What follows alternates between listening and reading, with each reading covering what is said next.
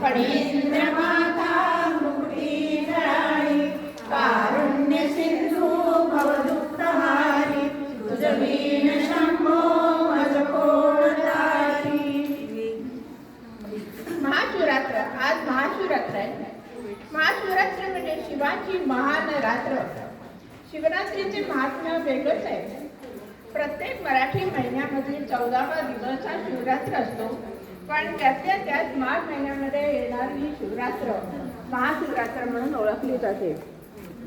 महाशिवरात्रीला सर्वात अधिक आध्यात्मिक पण महत्त्व आहे। या रात्री पृथ्वीच्या उत्तर गोलार्धाची स्थिती अशी असते की मनुष्यामध्ये नैसर्गिक ऊर्जेचा उद्रेक होतो आणि या दिवशी या ऊर्जेच्या उद्रेकाला योग्य दिशा मिळावी म्हणून आपल्या पाठीचा कणा साफ करून संपूर्ण रात्रभर न झोपता जागे राहणे आणि शिवाची अर्चना करणे, प्रार्थना करणे। हा दिवस शंकर पार्वतीच्या लग्नाचा दिवस म्हणून पण साजरा केला जातो। या दिवशी योगी व्यक्तींसाठी पण हा दिवस महत्त्वाचा आहे। शिव कैलास पर्वताशी या दिवशी एकरूप झाले तो हा दिवस। योग परंपरेमध्ये शिवाला आदिगुरु मानलं जातं आणि ज्यापासून योगशास्त्राची उत्पत्ती झाली असं मानलं जातं। या दिवशी शिव तांडव नृत्य करतात। अंधार आणि अज्ञानावर मात करण्याचे स्मरण करण्याचा हा आजचा दिवस आहे। या दिवशी श्री शिवाचे स्मरण करतात, प्रार्थना करतात, उपवास करतात, भाविक रात्रभर जागरण करतात, शिव मंदिराला भेट देतात किंवा ज्योतिर्लिंगाच्या यात्रेला जातात। या दिवशी बेलाची पाने वाहून शिवाची पूजा करतात।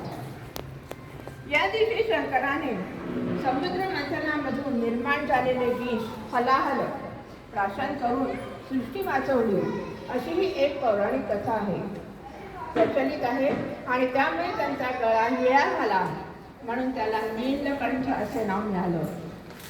व्याध म्हणजे शिकारी आणि बेलपत्राची कथा तर तुम्हा सर्वांना माहीत आहेच।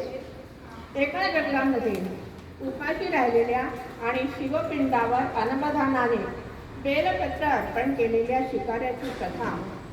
ज्याने शिवरात्रीचा रात्रीचा उपवास घडला आणि रात्री जागरणाचे पुण्य मिळाले आणि या शिवतत्वामुळे तो पावन झाला। शंकर म्हणजे देवांचे देव आपल्यामध्ये पावित्र्य निर्माण करतात। शिवाच्या शिरावरून खाली पडून नित वाहणारी गंगा म्हणून त्याला गंगाधर असे नाव मिळाले।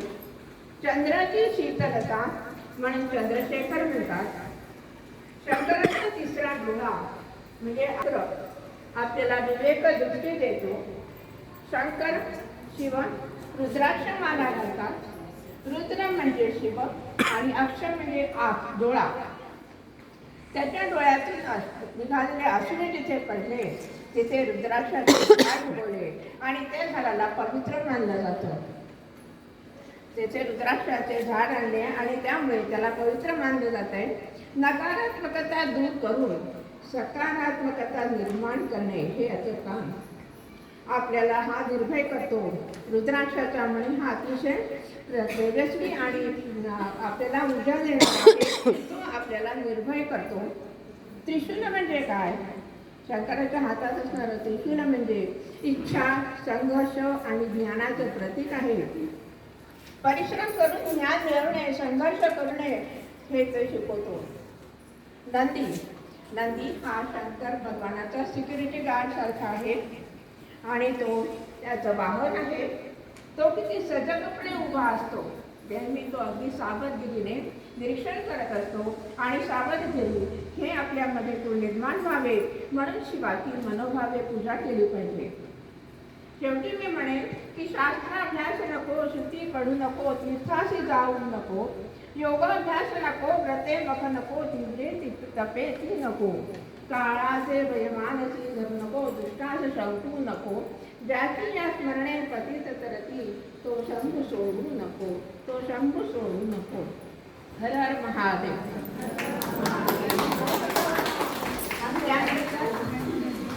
त्यानंतर आपण भक्तचिंत महाकाय आणि आपल्या नेहमीचे स्तोत्र आपण सुरू करणार आहोत। शिवपंचाक्षर स्तोत्र, रुद्राष्टकम, लिंगाष्टकम,